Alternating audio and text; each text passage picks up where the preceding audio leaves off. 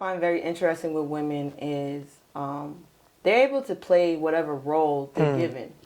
And a lot of women have humility. Like, we have women that are very much so alpha. And I would consider myself an alpha woman. But I'm also an individual. Let me stop you right there real quick. Alpha woman, explain that real fast. Just for people listening, what is that like? What is it like to be an alpha woman? I feel like an alpha woman is somebody that does not allow to look at herself or carry herself as secondary. Got it. And it does not mean that you are not number one, he's not number one, he's not number one, she's not number one. It just means that in her life, with her responsibilities, her thoughts, her actions, and the things that she does, she makes sure that she leads. She's a leader. I'm on a mission for millions, no matter how long it's gonna take. I could just see it already. Give me that new Benz or the Wraith. Watching my own back where I'm from, it was never safe. Yeah, need 100 M's up in the safe. Last chance, life a movie. Roll another one and get baked. Mix the honor wealth with the Gucci. Yeah, you know when I get up in it. I promise you gon' catch feelings. All you gotta do is hold it down. I told you I'ma kill his niggas. They telling me. What's going on, everybody? Welcome to another episode of Between the Lines podcast. Your host, Keys here. For those of you that's joining us for the first time, I appreciate you. Please go back and binge the entire season 1 of Between the Lines podcast. You can catch us on YouTube, Spotify, Apple Podcasts, wherever you watch your favorite podcast, right? Or listen. Right? We have it on video, we have it on audio. But today we have a very, very, very dope guest, one of my great friends, Miss Kadeen Kelly. First of all, I just want to say thank you for taking the time out and getting on the podcast. But just a little about Kadeen, you know, she's a serial entrepreneur, right? We have B&B host, right? We're actually in one of her B&Bs right now. B&B host, right? She's traded on the foreign exchange market. She's done a little bit of network marketing, right? She's born in Long Island, New York. You know, she does a little bit of everything, right? And as you can see, she's a fashionista, right? She likes to dress up and look good. But today you're going to learn a lot about, you know, women empowerment, right? So I know I introduced a lot about her entrepreneurial background. But for those of you that's listening, we want to talk about the ladies today, right? I know there's a lot that's going on in the world, and I feel as though Kadeen is someone who's going to be able to enlighten you on so many ways to, you know, just kind of raise your beliefs and so many different things. So really quickly, Kadeen, appreciate you, right? Real quick, just give the people a brief additional intro and let them know a little bit about, you know, what you're going to be telling them today and how you feeling. Well, what's up, you guys? What's up? I'm super excited to be here, Keith. I'm so happy. Thank you so much. We finally got it done. We finally got it done, but I am beyond grateful to be working with such an extraordinary individual and such an extraordinary podcast. Like he said before, if you guys have not been streaming the entire season 1, please do. There's a lot of value that I've taken from it, and that you guys could take from it as well. This is an amazing project. You are doing amazing things, and I thank you so much. Thank you so much for the platform and the ability to be on here and just speak. Thank you so much. So before we get into like the nitty gritty stuff, and before we get into like the entrepreneurial background and a lot of the gems that I want to get from you, I love to give the audience, you know, a little bit of who the person is before they get the success, you know, the fame, whatever the case may be, right? You're an individual who we went to school together, right? You know, although we didn't have a great relationship, we joined network marketing, and from there is where we kind of got close and we built that rapport. So really quickly, just kind of tell the people a little bit about, you know, your upbringing, you know, your family background. How is that like for you, and what kind of helped you become, you know, the woman that you are today? A little bit about my upbringing. I was born 96 with my mother and my father originally. I believe they got a divorce at about like when I was 5 years old. They're both immigrants from Jamaica. My father, he has been working sanitation for over 30 years, so what you would say a garbage man with the city of New York. And my mother actually does real estate. She's a broker, and she's been a broker for now about 25 to 30 years. These are just two individuals that have molded me into the woman that I am. I think that a lot of the work ethic, tenacity, persistence, resilience, and like the ability to just fight for what I want really stems from my parents. By the time that my parents got a divorce when I was 5 years old, I found myself living with just my mother and my little brother.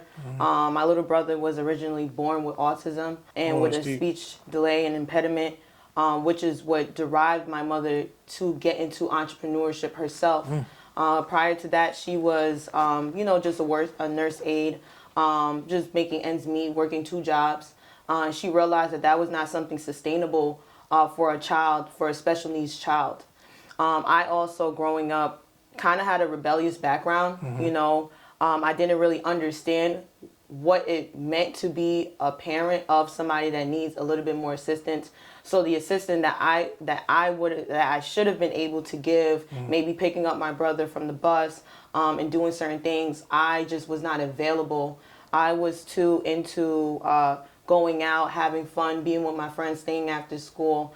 And in turn, I had a very, people would say, like, troubling upbringing. Me and my mother had a lot of confrontation, but there was a lot of love. Yeah. But there was definitely a misunderstanding between both of us. And dealing with a Jamaican parent, if you guys are ever aware of that, it could be real, Facts. tough. I agree. My mom's Guyanese, so I understand how that goes. Yeah, you definitely understand the Caribbean household. So it was definitely a household that structured me, though. Although I had, little rebellions, I understood that there were certain things like education that was very important. Other things like making sure you're a good person, making sure that you do right by people and you're responsible. These were things that were implanted into me, and those were things that I could not run away from, or I could not try to escape, no matter how much I tried to do my own thing. And I definitely feel like watching my mother be an entrepreneur, watching her do it by herself, be an entrepreneur, and in the beginning of anybody's journey within entrepreneurship, it's not always easy. You see the hustle, you see the marketing, you see the grind, you see the courses, and you see you see the deals. But when I was younger, I didn't really understand too much her realm, her world. Sometimes my mom would call me and she's out showing houses and it's late and she might need me to try to go into the system. And, when I look back at it, I'm like, wow, everything was really like it was really hard work. And the life I see my mom living now is just a byproduct of the life that she had to live in the beginning. A lot of sacrifices, not going out, spent a lot of the times, if she's not at work, she's home, she's waking up 4 a.m. And she's on the road. And I watched that for years. And I think that that's what really got me from high school, having a little bit of understanding of like, okay, this might be a path that I want to go down in the future, but I knew I wanted to go to college. And then that's where everything took place. Went to Dell State. Well, I love that you say that, but I kind of want to backtrack real quick because you mentioned, your little brother, although you grew up and you was instilled with, a lot of those traits that you mentioned, from your mom and your family, you mentioned that you wish that you could have done more, something like that. You wish that you could have done more and be of more assistance, when it came to your brother. Did that at all, like, affect your relationship? Like, do you feel like, where y'all are now, did that affect y'all at all? Like, how do you feel like your relationship is now? With my mother or my... No, your brother. Like, how does that? Did that affect your relationship at all? We are actually very close, believe it or not. So my little brother is 4 years younger than me. So every school that I went to, I never was able to share a school with him because by the time I would get into high school, by the time he would come into high school, I would have just graduated. By the time I was in middle school and he came into my middle school, I had just graduated. But I feel as though one of the things that I always did with my brother, I never bullied my brother. So although I might have not been like super assisting with like picking him up, because with him, he had to be dropped off. Somebody had to pick him up. He could not walk home from school, with those type of services. So a lot of the times my absence, I think he kind of like, he filled the void. He had gamer friends, and that's when he kind of went into gaming. Gaming is what really helped him like speak, and he's super intelligent. My brother graduated college as well. Dope. So he went from, those classes where you might call it special ed or whatever the case may be. He made his way out of that, in high school, and then he, did his thing. But we're actually really close. That's like, dope.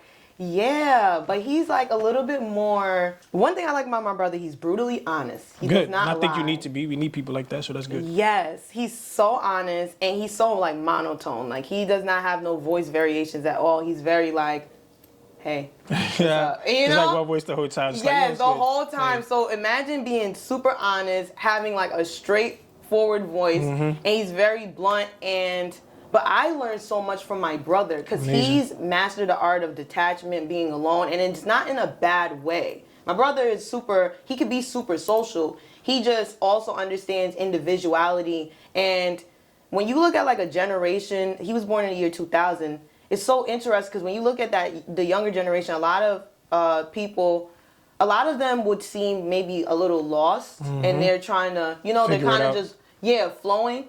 And one thing that I really admire about him is that even though he's always been a little different, he's always like not caring. Gotcha. He did not care. He never tried to fit in. He doesn't listen to hip hop or anything. And I love hip hop. I love R&B.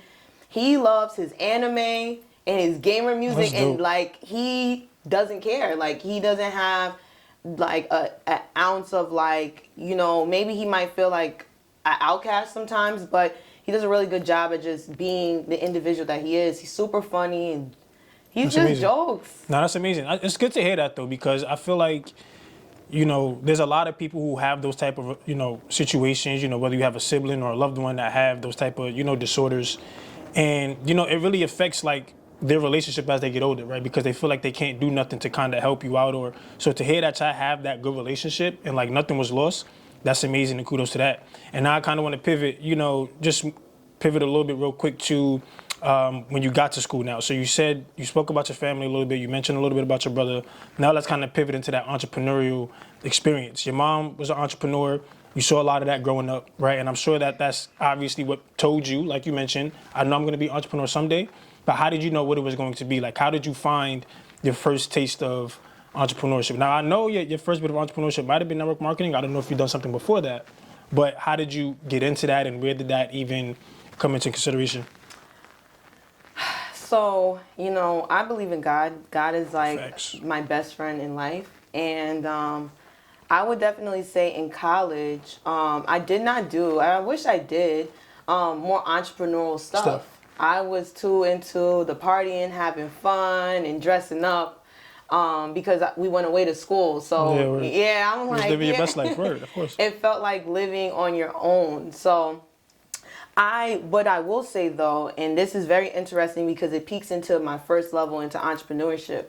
I feel like God, every time he wants me to perform and do something that is not usually the path that I'm going down, he always gives me like I would say a mentor, but it's really a friend. Wow. It will always be like a friend that can help pivot me. So freshman year, I had a friend that literally was like, you need to run for freshman class president.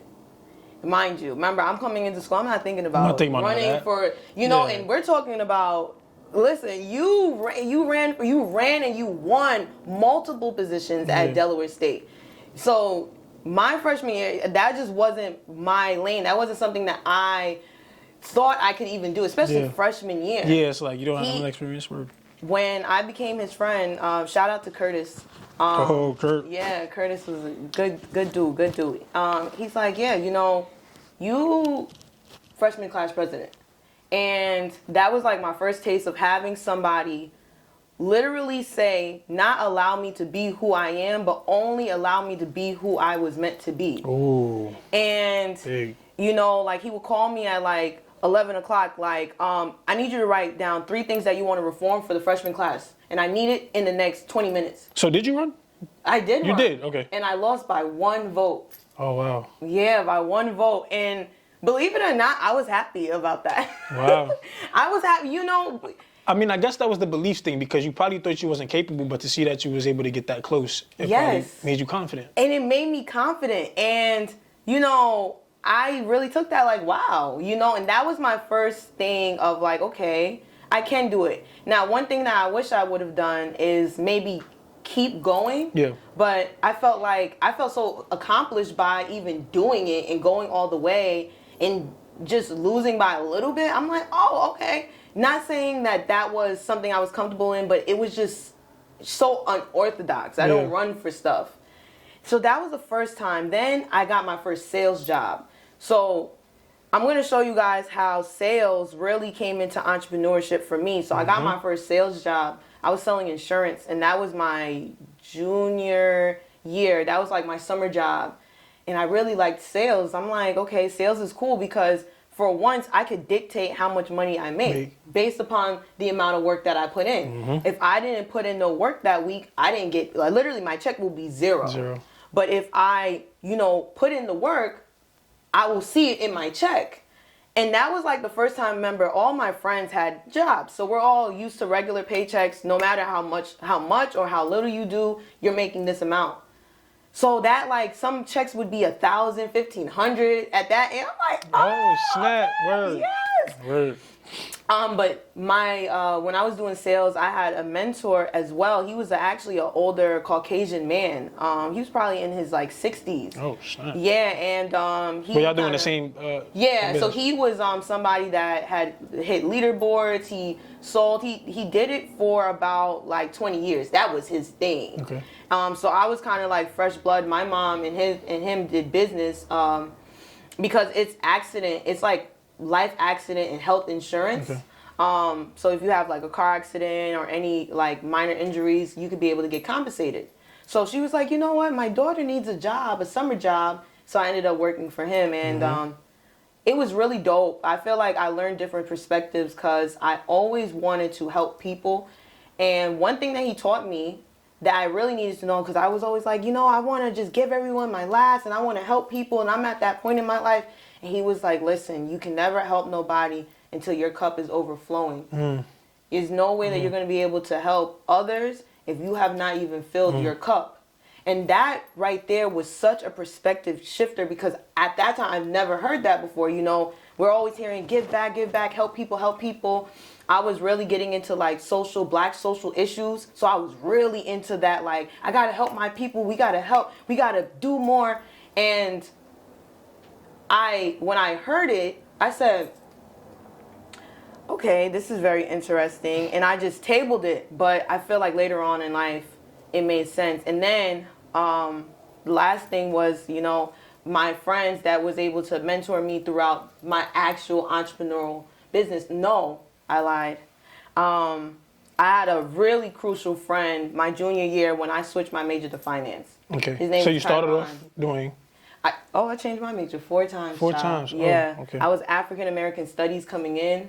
Then I was a psychology major. Then I did economics. I only did economics because I wanted to know which business major made the most money. Then I took econ and I hated it. Yo. And I walked into my finance class and I met one of my good friends named Kyron. He was actually like a student assistant because he used to get straight A's. And I swear after that class, that was like one of my hardest class, but I felt like I was actually learning something that can change the world and change our people. Big. And he played like a mentor. I was able to land more leadership roles. Every person I feel like was like a mentor for me, I was able to either make more money or land leadership roles. So that's when I became the Miss NAACP. Wow. I got my internship with Edward Jones for financial advising. I got flown out to California with TD Ameritrade. We was the only 2 people from Delaware State that got flown out. Only 2 black people in that room, filled with a whole bunch of financial advisors. And it was just like amazing. So shout out to those people. That's dope. I want to say, I just want to say for the people listening, like, just hearing you speak about those people that you had in your life, Curtis, who was the second person? The 60-year-old guy. I don't know if you mentioned his name, but shout out to you. God has this way of like just bringing you your blessing through people. You feel what I'm saying? Because you didn't know that leadership or entrepreneurship was going to be a journey, but he gave you those people. And he put you in the presence of them to let you know that your calling is now to inspire and serve and be an entrepreneur. And in saying that, I kind of want to talk about leadership now and women in leadership more specifically. Like for you, you know what it's like to be a woman in leadership, right? You've had leadership positions before. You've led a group of, hundreds and thousands of people before. My question to you, though, is what are the benefits of having women in leadership, though? And why I ask that is because oftentimes there's men. Like, we know that. Men are more, we get paid more. We have a lot more of the dominant roles. But I feel like women are like the they set the tone, if that makes sense, right? They're a lot, to me at least, they're more organized, right? They have different philosophies. They give you unbiased opinions. So like for you, what would you say are some benefits of having women in leadership, right? If that makes sense. Right? So one thing that I find very interesting with women is they're able to play whatever role they're given. And a lot of women have humility. Like, we have women that are very much so alpha. And I would consider myself an alpha woman. But I'm also an individual. Let me stop you right there real quick. Alpha woman, explain that real fast. Just for people listening. What is that like? What is it like to be an alpha woman? I feel like an alpha woman is somebody that does not allow to look at herself or carry herself as secondary. Got it. And it does not mean that you are not number one, he's not number one, he's not number one, she's not number one. It just means that in her life, with her responsibilities, her thoughts, her actions, and the things that she does, she makes sure that she leads. She's a leader. And what I also feel like with an alpha woman is it comes with a lot of power. I think that it's not necessarily the goal for a woman to be powerful. I just think that it's just the essence of just your flow, how you go about things, maybe through conversations, through your work ethic, through your beliefs, the things that you want to spend time doing, helping, improving, progressing towards. I just think it's just about knowing when to take charge. Not every time do you have to drive the boat, but it's about knowing when it is important to drive that boat. I love that. Wow. Dang. But I think like a woman in leadership, for women, what I admire, they know how to play their role. I think that that's super important. But I also think that with women, some of the weaknesses that people would say that we have can also be our strength. I think that the emotional stance can also tie into emotional intelligence when channeled the right way. And emotional intelligence is one of the greatest things to have within business, because it's not always about you and your emotions and how you feel. It's also about being able to pivot. What I do and say, how does that make the other person feel? You get what I mean? It's all about a shift in perspective. But I think that men, most of the time, provide a structure, and there are a lot of structured women, but women bring the flow. And I think that that's just an innate, natural thing. You could call it femininity, masculinity, whatever. I just find that with a lot of women, we can bring the fun and the flow and the personality and the charisma to something, while the guys naturally will bring, structure. We're thinking, we're using logical, we're using a logical mind. And this is why I feel like the man and the woman, or whatever the case may be, the feminine and the masculine, the polarities in that are in science, in religion, in history, meant to work together.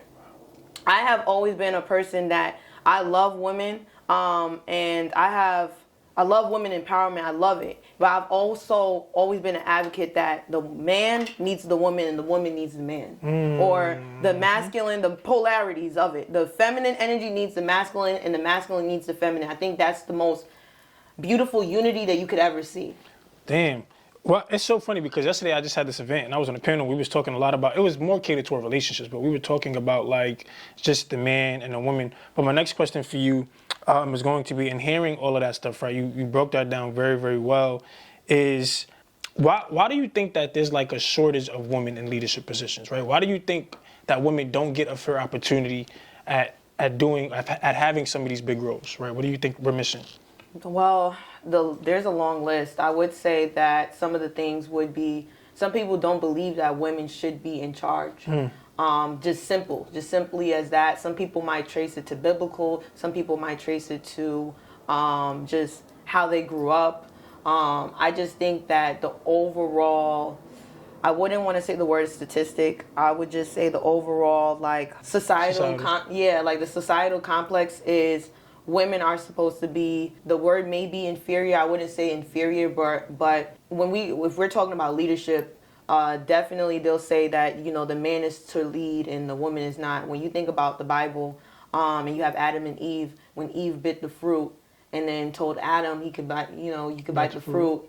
And people will tie that into leadership, that was a woman leading, and it ended up leading to the demise of, humans. So it's for so much people in so much different complexes, they may think, it is actually the smarter thing for men to lead. And whoever believes that is fine. But I will say that women have shown, especially in the most recent years, especially from before the past 3 years, that we do have great leadership. Absolutely. And it starts from within the household, even when the mother is leading the children. You get what I mean? Because a lot of the time now, if we want to tie it back to the household, right? Let's say that the man is supposed to lead and the woman is not supposed to lead. When the father or the man goes out to provide, to be able to bring in the crops, bring in the goods for the home, who has to lead the household? Wow. So the woman still leads in some aspects. A lot of the time, most men love their mothers because in life they have lead them and guided them into the man that they are. Maybe not into the man, but into the person that they are. Wow. So they have that deep-rooted love, but that love comes from leadership. It's just leadership in a more maybe gentler way, maybe in a more strict way, maybe in a more stern way. However that leadership might have been in your household or in your life, whether it's from a mom, a sister, an aunt, a friend. Sometimes people just think, women are emotional. Sometimes maybe people think that with gender roles, the list goes on. But I think that it's simply because women are not given the fair chance to show themselves. I think that in recent times, a lot of women have stopped waiting for the chance and they have taken the chance. You get what I mean? They just stopped waiting for, the job to finally see my potential, for the guy or the girl to finally see my potential, for this opportunity to finally see my potential. It's time for me to see my own and step into my own and start to realize that a lot of the times, it is, how I look at it is what it is. You can't really focus on, these are the limitations that I have. You have to break those limitations. Right. They're going to be there. One thing that's in the Bible is, oh my God, it's like my favorite verse ever, is Ecclesiastes. And it talks about a time for everything. People don't realize is whatever we're experiencing right now, it has happened before. You get what I mean? It maybe not at exactly how it has happened now, but it has happened before. And it will happen after in just a different way. So a lot of the times what we're experiencing now with maybe women not getting paid as high as a guy, it might have not been pay before. It might have been respect. It might have just been just the being in the household. You're not even able to talk to the people. Don't talk to the guests. Wow. Right? Wow, that's not your philosophy. job. That's a great philosophy. You get what I mean? Yeah, now in later times it might be, compensation.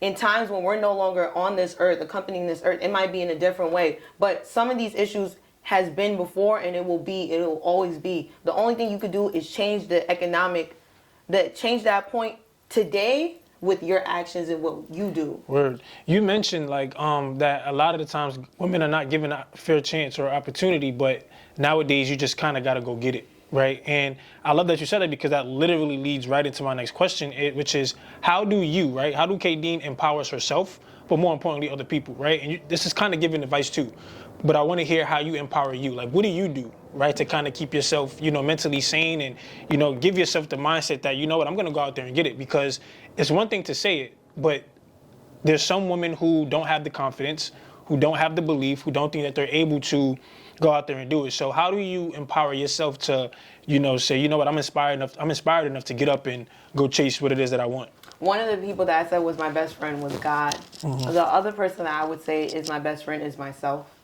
And it might sound really weird, but I've realized, I think early on it was I wouldn't say a defense mechanism, but it was more so like a protection. When I was younger, like going through certain things, drama, whatever the case may be, I had to become my friend and talk myself out of feeling certain types of ways or feeling insecure. And I think that when I had to battle insecurity, because I had to battle that, it started with the self-talks. Mm-hmm. And I always talked to myself and answered myself, and I'm very vocal about that. Like, I have full-blown conversation with myself, not like out in public, but in my room, I will talk and I will answer as if I am a totally different person. Now, I'm not saying everybody should go out there and do that, but I'm just saying like that is the mechanism that I have created within my own like world. And what I have found is when I like actually analyze that second person, second person is very supportive. That second person knows me better than I know myself because it is me. It's like me talking to myself out of body. So if I'm nervous or mad or sad about something, maybe I might not be able to explain it to you, but I know how I feel. So sometimes I might not have the words. I might just have the comfort, you know? And I feel like, so when I bring it back into motivation, I do a lot of personal development. I read books. I listen to podcasts. I listen to Jim Rohn, Steve Harvey, some phenomenal, oh my gosh, like the list goes on. But I think what it also boils down to, because a lot of times you can listen to those things, read those books, and it won't stick. You know? And I've seen people do it. They'll listen to it, read it for years, and it doesn't stick. You don't see the result in their life. But I think it's also tied in with my intense relationship with God, really saying, God, you are my best friend. And rather than always feeling like I have to share my problems with people, I share my problems with him, whether it be on walks. I'm down to earth. So although I could be all of this, I'm real chill. Like I like to walk. I like nature. I like greenery. I like stuff that just keeps me level-headed. Yeah. And I think that people don't understand it because the looks will look like, oh, she's so this.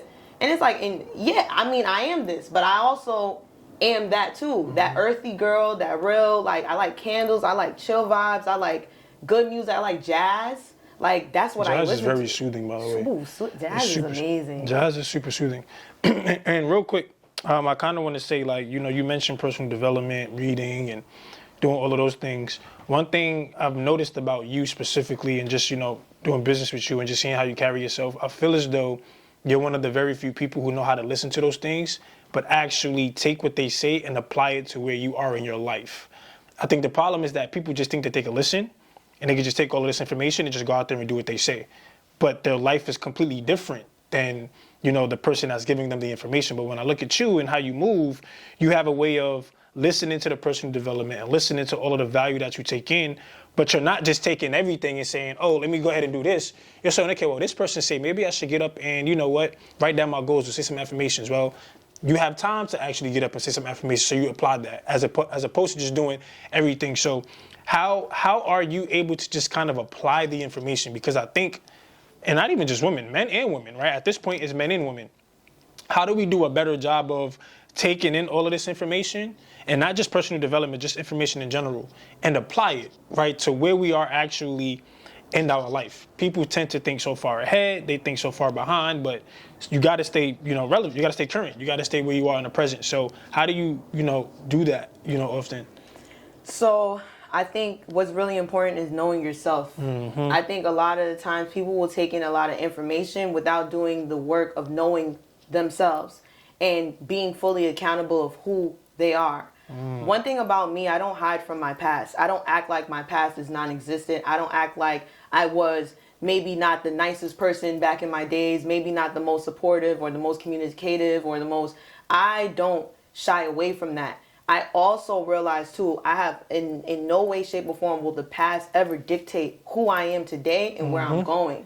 But I have a great understanding and relationship with who I was. Wow. And it's one of those things that helped me stay humble. When I'm looking at the world, because the world is my classroom and we've probably have heard that, but seriously, like any little thing, I don't believe in coincidences no more. Everything happens for a reason, and I'm very big on that. You know, we only have one life to live. There's no way that out of 1 billion people in the world, different time zones, anybody could be anywhere, anybody could say anything, anything could be happening, you could be doing anything. And some of the things that happen in your life, I just realized is written and is ordained. So for me, when it comes to listening to that information, I allow the information to seep into who I want to be, and I let it speak to that woman that I know that's in there. Now, my mom always tells me, like, you can't always do this, you can't always do that. And I love my mom because even to this day, it doesn't matter what I have done, what I've accomplished or anything. My mom will still humble it. Right. You know what I mean? Absolutely. Real quick. And I feel like that constant like, yo, listen, chill. Like you're trying to do that and you need to do this. Right. You're trying to go over here and you need to go over here. You get what I mean? Right. And even taking that away from my own mother, it's just even with myself. Sometimes your surroundings can be so loud. Everybody around could be so loud. Everything is happening. You got to know what's going on in your lane and in your Absolutely. life, based upon your experiences, your traumas, your dreams, your goals. And I think the biggest thing is just belief. You got to just believe like, yo, it don't really matter where I'm at. It doesn't matter who likes me, who don't. It don't matter who believes, who don't. Like, it gets to a certain point where it's like, yo, listen, I'm going to be on my team. Because I can't expect nobody, ain't nobody going to save me. And I told myself that multiple times. Some of the most traumatic things I went through in my life, I told myself, I read my Bible and I said, listen, no one's going to save me. All right, can I get under your skin real quick? Yeah, you can. All right, real quick. So can you give us like a story in which probably you experienced something that was traumatic, but you was able to kind of overcome it or get through that? And I say that because I know that there's going to be somebody that's listening that probably went through the same thing or that probably haven't, but your will to get through that is going to inspire them to get through that situation. So can you kind of walk us through a moment where you... That's all that it is a moment. So that's why I could speak about it. Women, I don't think people realize we get sexually assaulted. Ooh. So 2 times in my life, I've been sexually assaulted. One time was just molestation, and another time was rape. And, you know, these were at 2 totally different ages and 2 totally different periods in my life. Even like just my mindset and my mental stimulation and growth. And the molestation was earlier in my life and the rape was later on. What I just realized is, so when I get that like no one's gonna save you, it's not a sense of like no one cares about you, nobody wants to hear you, it's not that nobody wants to save you. It just boils down to the fact of when you keep waiting for someone to save you, instead of just realizing like, yo, you only have one life. Whatever you make it through, you made it through it. It's a moment. Yeah. It's not forever. You cannot allow it to make you can't let it get in your head. Well. And what we have to just realize, what I had to just realize is, it is what it is. Like it comes with the territory of being who you are. The devil comes in different ways. It comes in different ways for the man and for the woman. So, and your bad is not any less or worse than my bad. My bad is not any worse or less than yours. You might go through something, it might not be sexual assault, but it's really bad for you. Right. You get what I mean? Right. And I go through stuff that's really bad for me, and I have a very good understanding of that. I never try to compare my bad to someone, oh, well, I went through this. No. So like I should be going. It's bad. At the end of the day, it's bad. I like that perspective. That's and good. I like that. I just feel like you coming from like such a strong woman, man. Like my mom, it's just like, listen, you could cry, you could do whatever you got to do, but you gotta dust it off and you gotta like move on. Is this who you are? Do you feel like this is supposed to be the thing that holds you back? It's not. It's meant to. What I realize is that anything you go through has a message for you. And you can build a message through that, through your actions, through who you are, through what you accomplish, through everything, what you put your heart and soul into. What people won't realize sometimes, you won't ever ask the question. Some people will never talk up about it, and they don't have to. I don't have to, but I will only talk about it because I don't let it affect me. If you ask me right now, how am I? I'm very happy. You get what I mean? Good, as you should be. And it's genuine. Yeah. It's really genuine. I ask myself this, I want to say, as of lately with all this stuff that I've been going through, I've asked myself this maybe like 20 times a day. It's really like ridiculous. I'll ask myself like, how am I doing? How are you? How are you? Literally, like that second person, how are you? Are you sad? How are you? Are you happy? How are you? And it's kind of like actually annoying when like every hour you're asking yourself, how are you? Because emotions are not real. You get what I mean? So in this hour, I might be happy, and in the next hour, I might just be feeling overwhelmed. Yeah. So sometimes, like with the reiteration, and I might be saying I don't feel as great. I also have to remind myself, like, nah, you're really good. Yeah. For real. Like you just going through a little hiccup. You just feel a little whatever, but. Yeah. So all right now, okay. So I want to play devil's advocate here. because I think this is good for the people to hear. So that's a great perspective and a great mindset to have, right? To be powerful, to be strong. But on the other hand, you have those that's like, okay, well, she just sounds like she doesn't have time. She doesn't give herself a chance to grieve, right? And, you know, that's a big thing, too. A lot of the times people say it's good to express yourself. It's good to grieve. It's good to have those moments. So did you have those moments of grievance? Or was it always just a thing of, okay, well, something bad is going to happen. You're going to get through that, right? So how do you, like, when was that grieving period? And I don't mean to keep talking about it, but, like, when did you give yourself a chance to, like, grieve? Or do you? I do. At all? Okay. I'm very big on you have to, like, feel. And I teach, like, I tell my guy friends this. Because I know, like, guys are more, like, I just tell myself, like, you got to feel. Okay. So if you're sad, you need to feel that. If you need to cry, you need to do that. Don't start the whole, I'm not going to cry, I'm strong. No, you need to cry. I'll cry for a day if I feel like it. I'll cry for 5 hours straight and just listen to gospel. But there will be a moment where my tears will dry. There will be a moment where, you know, it doesn't hurt as much. And sometimes it might take days, weeks, months. Sometimes it doesn't really go away, but you just deal with it in different ways. So I feel like when it comes to grieving, I do, believe it or not, give myself time to grieve, you know. And I think it's important for anybody, you know, but I personally hate feeling like a victim. Yeah. Like, even if I'm in the position where it's like, yo, you're right to feel like a victim, I just don't like the feeling of being a victim. I understand I'm a victim in some situations, but I don't like the feeling. So I will give myself the time and the space to feel. I'll give myself the alone time. I'll give myself the escape. I'll pamper myself. I'll nurture myself. I'll love on myself even more. Hey, I love you. I love you. I love you. I'll tell myself I love myself 100 times a day.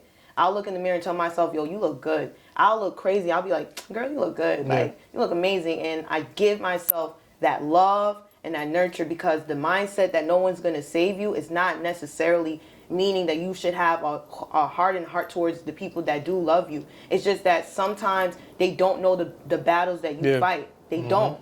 So give yourself that extra loving. If you got to make yourself the best friend, you only know you. Some of the secrets you're going to go to the grave with. And you are the only person that can really walk yourself through certain things. But that other person, why she's my best friend, which is really me, why she's my best friend is because she also believes in me. Yeah. She believes that I can make it through it. She believes that I can overcome it. She believes that that's not going to belittle me. She believes that, what? You know what I mean? Like, we going to go through this and we going to be good. Like, you know what I mean? So my next thing real quick. So I was assumed that the message is it's okay to grieve and it's okay to feel. However, just don't stay there forever. Like, you got to move on. You got to move past it. So my next question for you is, like, you brought up a little bit of, you know, situations where you might have a bad situation. And this one, this is for women. I want all of this from a woman perspective, right? What I see with women is, you mentioned, like, you might have a bad situation. Another woman might have a bad situation, but what happens is they might always feel as though their situation is worse than yours. But you said that everybody has their own bad problems, and it's just as bad to each other. So my question to you is, how can women, you know, be more in solidarity with each other, right? How can they be more together as opposed to, you know, arguing and going against each other, or, you know, trying to compare, you know, the hardships, right? How can we build that trust, that foundation, that solidarity, you know, all of that togetherness amongst each other, as opposed to always butting heads and things of that sort? Coming from a woman's perspective, all women. Would you believe me if I told you, just as much as we all have, like, bad days or problems, would you believe me if I told you that I believe that everyone has the same amount of blessings? I would believe you, absolutely, facts. So some people don't. But I actually would, yeah. I believe that, like, everyone has the same amount of blessings in life, too. I think that with women, if we understood that the blessings that fall upon you and the blessings that fall upon her, it's all going to be equal. And then now in life, as you do more good will be done onto you. Not everybody will always value a good person, but it is what it is. I think for women, in order for us to have unity, because we understand each other's struggle. Right. So I don't think it's necessarily not understanding. I think sometimes, I think society does put us against each other. In a lot of different instances, you see it once it comes to, like, men, of course, like they'll put men, but men have the ability to dominate in, yo, you're a GOAT, you're a GOAT. It's not always a competition. Let's look at sports. Yeah, sports, they're going to say, oh, LeBron and this. But some people are going to feel like a LeBron is a GOAT in his own right. Stephen Curry is a GOAT in his own right. Yeah, of course, it's sports. It's supposed to be competition. So, of course, you're going to tally them. But a lot of people can also say, stand alone, these people are GOATs. Facts. You get what I mean? But sometimes with women, stand alone, yeah, they'll say this person is a GOAT, but they'll always say, oh, but in comparison to her. I've even had people always say, like, even when I'm speaking to them and they'll bring up another girl, oh, but you're, and it's like, it would just be a natural thing. Whether you see it in female rap, female music, female sports. Sports is like whatever, because like what we said, but females in business. It's like always, it's like a woman is always set upon the caliber of another. And this has been spoken about all the time. And I think that also seeps into our worlds where now a woman will always try to compare or try to say, oh, well, this. And I've started to realize, let's talk about like women in relationships. Let's talk about like if a girl's messing with a guy and the guy's messing with another girl, right? Shoot now. You know, the typical girl would be like, I'm going to go through that girl's stuff. I'm going to look at her photos. I'm going to show my friends. My friends better say she don't look better than me. Like, and I always realized, I said this to a friend one time. I said, listen, you know, try to do that. And I said, listen, sometimes it has nothing to do with looks. It has nothing to do with anything of that sort. Sometimes it's just compatibility. You're so worried about what she may look like. You're so worried about, oh, but my personality is this. It doesn't matter. It doesn't mean your personality is bad. That just might be his vibe and what he's rocking with. Right. That might just be he's more compatible with that. That personality speaks to him more. It does not make you less of who you are, an amazing person. Right.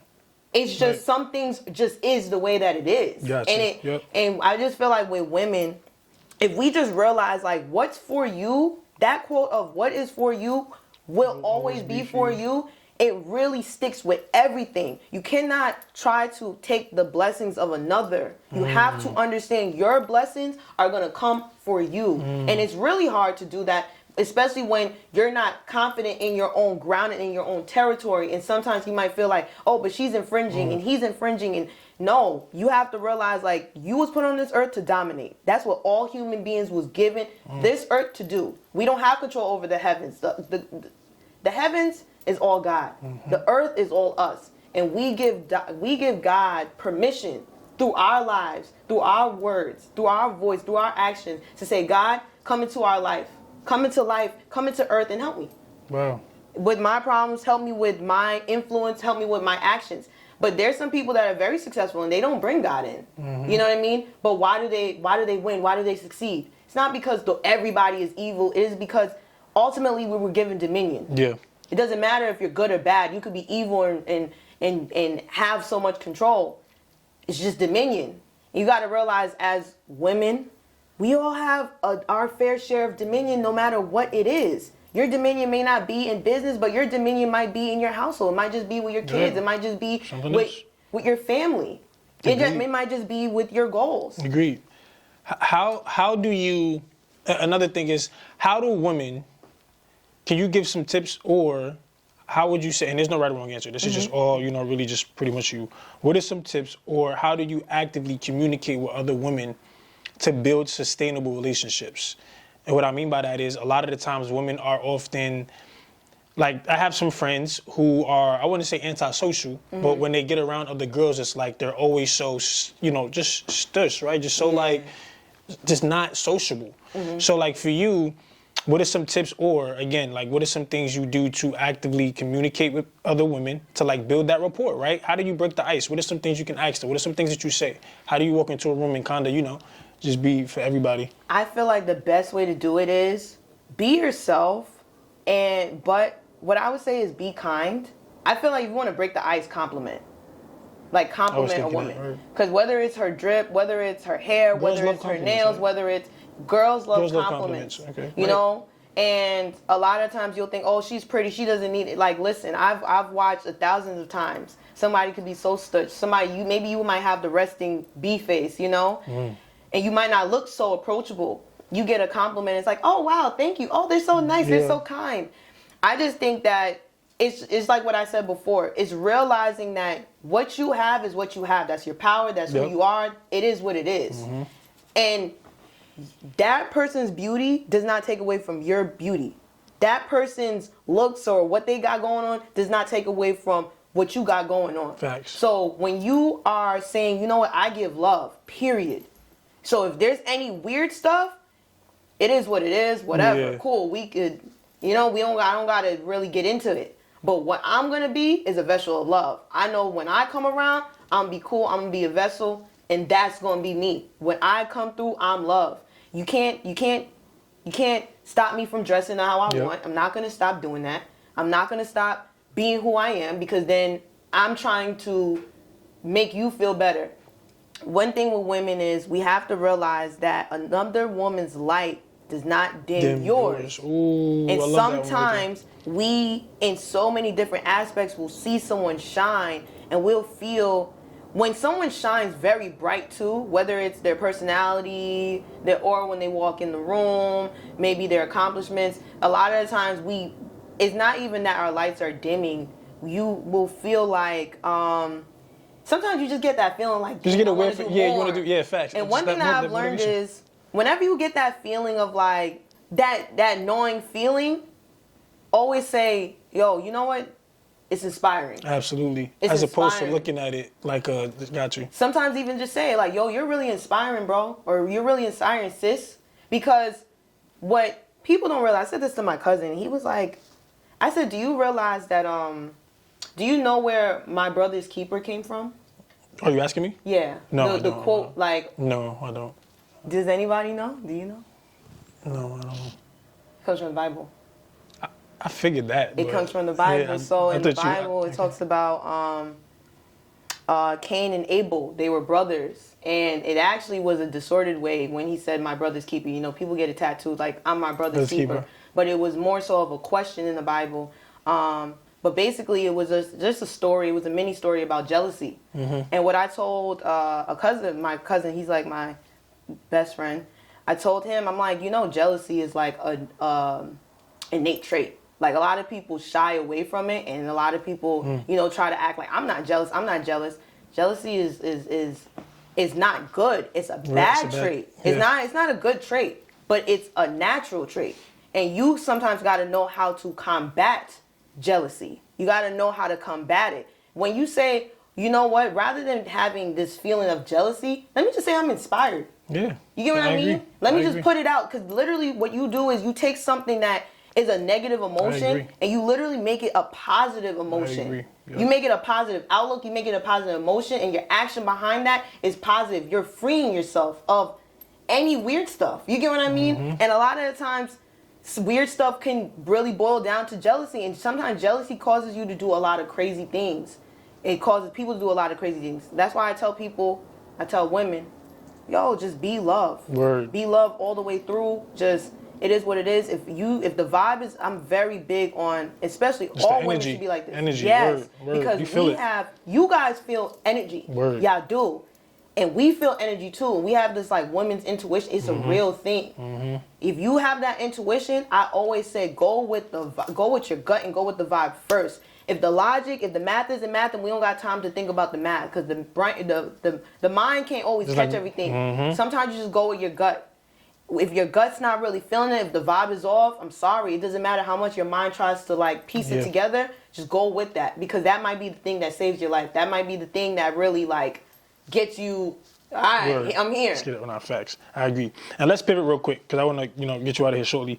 I want to talk a little bit about like your entrepreneurial endeavors, but when it comes to e-commerce and things like that. So real quick, talk to us about you did mention off camera that you're tapping into e-commerce, and you don't want to talk about the product just yet, but what kind of stage you into that direction, and what can we expect?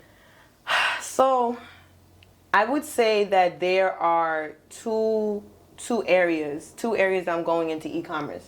So with e-commerce, the first area that I want to go into is selling products, like drop shipping. Drop shipping Drop is good, bro. Drop shipping is lit. And Keith and I both know individuals that have made so much, millions, literally, off of drop shipping. Shout out Harm.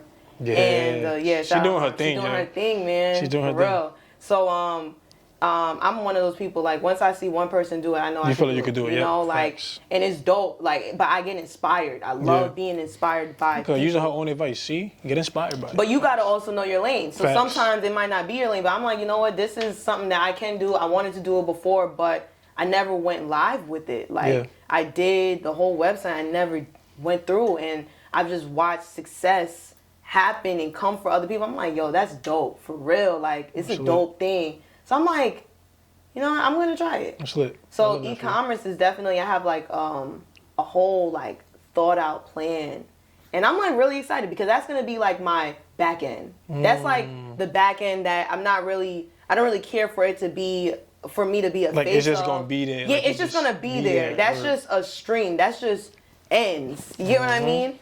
And but the front end of e-commerce that I want to do, I love fashion, so I want to find a way, and I think I have found my make sure y'all area. rate her fit after that. Watch this one. And I think I want to find a way to, you want to know? When she do that, she about to go crazy. What I love about fashion is the art of expression. When I realized that I actually really just like expression. Fashion is just one area of expression that I like. But I love photography. I love museum. I like abstract. I just love art. And I think what I've learned is what I love about clothes is it's a form of expression. Yeah. You can change how you are viewed at any point just by the things that you wear. Yep. You can be more gothic today and, you know, just give like more of a rebellious vibe. Tomorrow you could dress up tie-dye hippie, and that's just your vibe. You're giving off peace and love. I feel like it's the way of speaking without you having to talk. Speak. Dang, you about to come out with a brand or something? Yeah. Yeah, all right. Yeah, but yeah, facts. The biggest thing about this brand is it's deeper than the clothes. Of course, it has a deeper message. I'm very passionate about like unity, togetherness, social issues. I am interested in Black social issues. Getting into media, I'm learning more about media and how the control that media has, rather than always having a negative thing to say about, the media, Black media, how it portrays people. I'm starting to understand just the power of media and how people may be using it in this like disordered ways, but how it could also be brought back into more positive aspects. So I really just want faith and belief to be like the driving force behind the clothes. Yeah. Like, I want confidence. I just want representation, and I want expression. I want expression to be like at the forefront. As you should, man. And what for women specifically, when it comes to entrepreneurship, what advice do you have for women that's looking to start a business or to become an entrepreneur? What's something that you could tell them to inspire them or to be prepared for? I think for women, I would definitely say be prepared. Men and women, be prepared for the highs and the lows of it. Yeah. Listen, like, entrepreneurship is not easy. What people don't realize is, you get to, wake up and do what you got to do, but you still got to wake up early. Probably even earlier than you ever did working a job. I found myself pushing myself to extreme, waking up 4 or 5 a.m. in entrepreneurship, and I was never doing that for a job. I was usually waking up at 8 for my 9. You know what I mean? But entrepreneurship was definitely that thing that like got me to be an early bird. It was definitely that thing that forced me to be disciplined. It was definitely that thing that forced me to be responsible. It was definitely that thing that forced me to be a better person to people. And what a lot of people will find is like, listen, like, it changes to be that. Not everybody's cut to be it, and it's okay. There's 9 to 5 millionaires. There's, I know some great people in my family, my father, my cousins. They work 9 to 5, and these people have outstanding credit. They have money. Like, you get what I mean? Like, money, savings, they're responsible. They have houses, cribs. Tough. For like some of the most responsible men in my life, in my family that I look at are all 9-to-5 holders.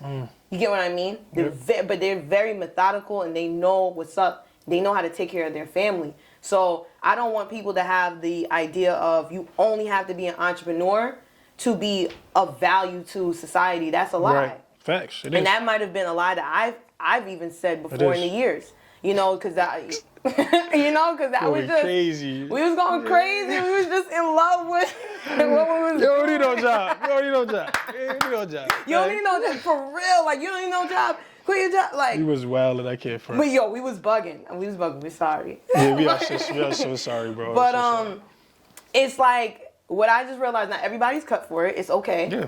You gotta know you. It's very important to know you.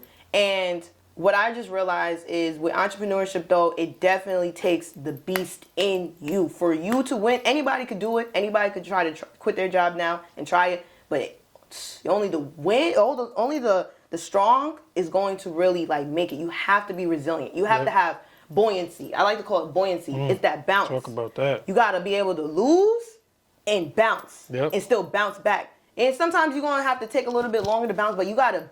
As long as you bounce. Word. For real, you got to bounce. You have to be able to be adaptable. You have to be able to be social. You have to be able to be focus. When I say focus, like even when people are telling you to go left, you got to know, going right is the right thing for me to do. And Facts. It's not easy all the time. What advice would you give your younger self? An advice I would give my younger self. I mean, I know you're not that old, but, you know. I know. I think it changed over the years. I think now I would tell my younger self, like, you Gucci for real. You Gucci for real. I said the same thing. I said, yeah, you Gucci. I would tell my younger self, like, just value yourself more. Value yourself more. Like, I would definitely tell myself, like, if you only knew how good life is going to get for you and what life will really be, you would just really, like, understand, like, yo, you're Gucci. You don't gotta, you feel me? You don't gotta do too much. You don't gotta, nothing. You don't have to be insecure. You don't have to be a bully. You know, in younger days of my life, you don't gotta be none of that. You don't have to do it. Just be you, and guess what? The world is gonna love you for exactly that, being yourself. Now, on a broader spectrum, and this is kind of going to wrap it up shortly. On a broader spectrum, though, it's kind of going to be a similar question, but what advice would you give to the next generation of female leaders? So not necessarily just entrepreneurs, but leaders, 9-to-5, corporate, whatever it is that your heart desire. What advice would you give to the next generation, like the girls or the women coming up that are younger than you? What's some things that you would tell them to get them ready and prepared? I would tell them, like, what exactly do you care about? Right? What do you care about? Do you care about the world? Do you care about social causes? Do you care about your family? Do you care? What do you really genuinely care about? And whatever endeavors that you do, have that in the forefront. Whatever problem you're trying to solve the problem that you care about. Right?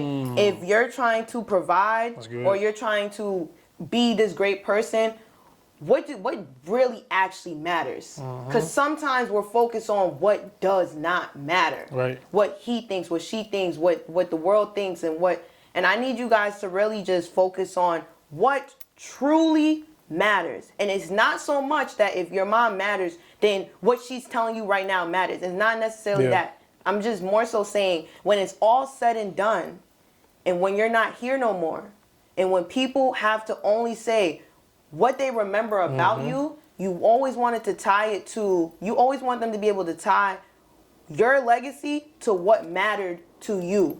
Because people are not going to know that, oh, you worked really hard and you stayed up until 3. Not everybody knows that.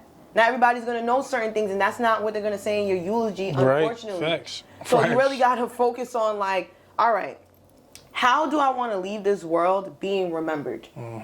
A great friend, a great sister, a great businesswoman, ethical, having great character. Like, you just want people to have as much great memories with you as possible. So you have to make as much great moments with people as possible. As simple as a conversation. Yeah, building relationships. And just making sure, because a lot of times we'll get so caught up in leadership and leading so much, and then we don't realize, like, at the end of the day, what's important. You know, leadership is important.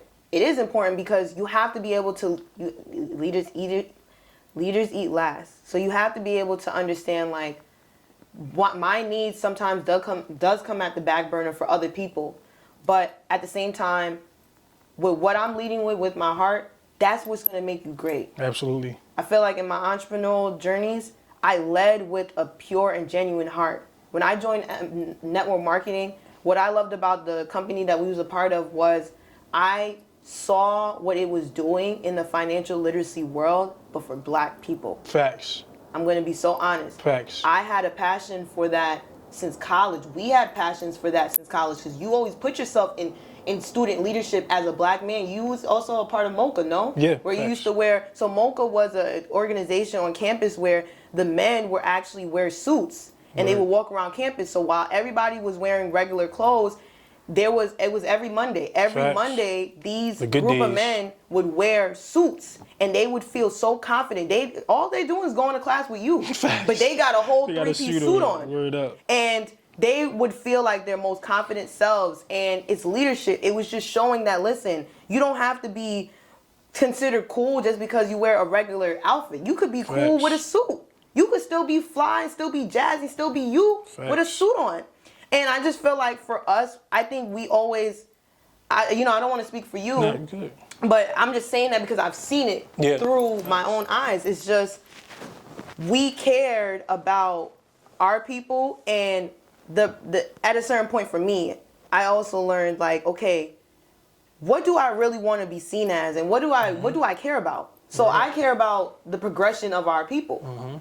So with the business, when I saw that, this is why I loved finance. This is why I changed my major to finance and graduated with finance, because I'm like, that's what we lack, financial literacy. And this was during the time, this was before 2019. This was like 2017 when I changed my major to finance, when no one was talking about financial literacy. At all. At all. Like, really, what? Wow. Like, for Facts. real, now it's like, I love to see it. But in 2017, we still had very prominent issues. There was so much problems within the Black community. And I'm like, yo, listen, I have to focus on one.